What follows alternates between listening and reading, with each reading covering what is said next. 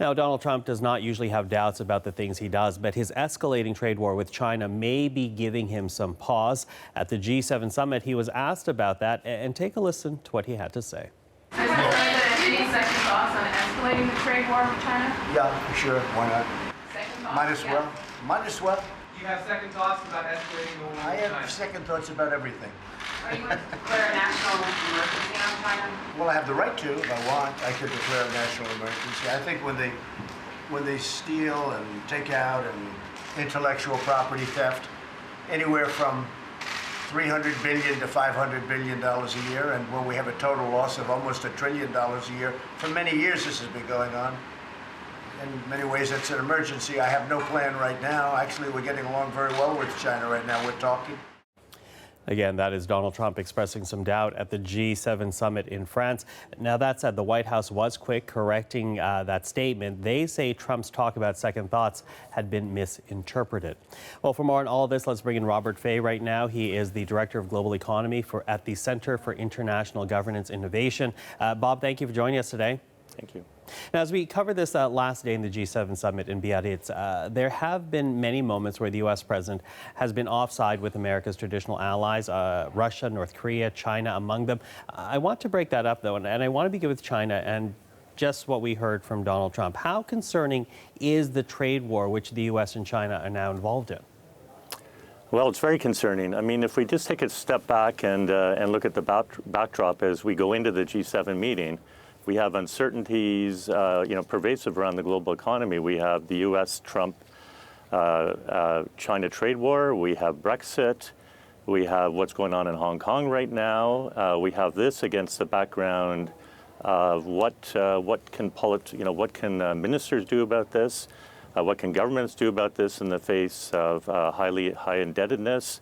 If a recession were to occur, what can monetary policy do? So against this backdrop, when we have this escalating trade war taking place, I think people are getting very concerned about where this is going to end and then what can be done about it. Concerned, as you say, and questions as a result. But, as you just heard, the U.S. president seemed to blink earlier today, saying that he regretted the trade war. But again, his team was quick to pull that back and say what he regretted was not hitting China harder. What do you make of that brief expression of regret from the U.S. president?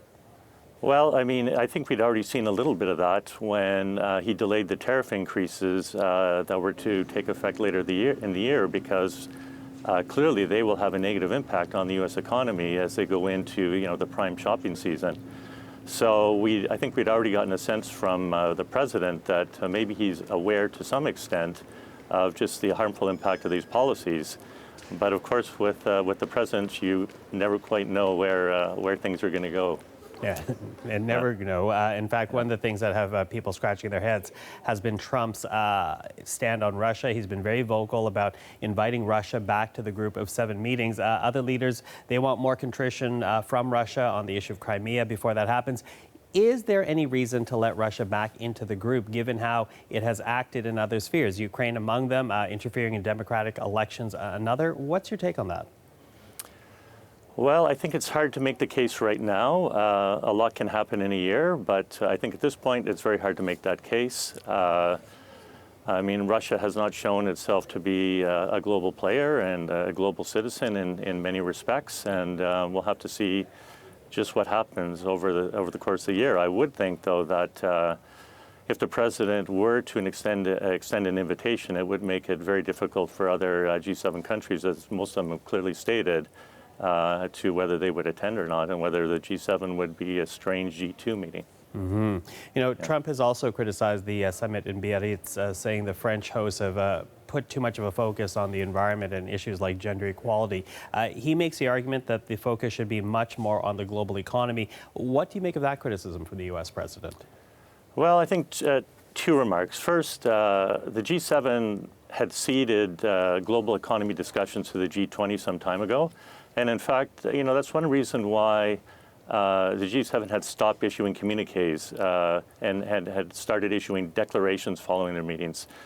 So it's, I could understand, you're at the G7, you want to talk economic issues, but clearly the G7 had already said some time ago that's the G20 forum.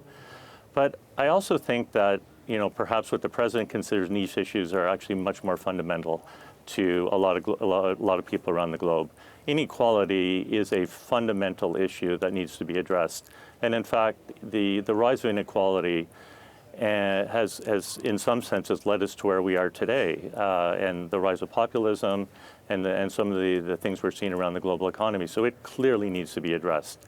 And then, of course, with climate change, well, we just have to look at the Amazon right now just to see how it's playing out in some areas of the globe. And of course, this is a major concern, I think, to everybody. Bob, appreciate the insight. Thank you for this. Oh, thank you very much. And Robert Fay is Director of the Global Economy at the Center for International Governance Innovation. He joins us in Ottawa.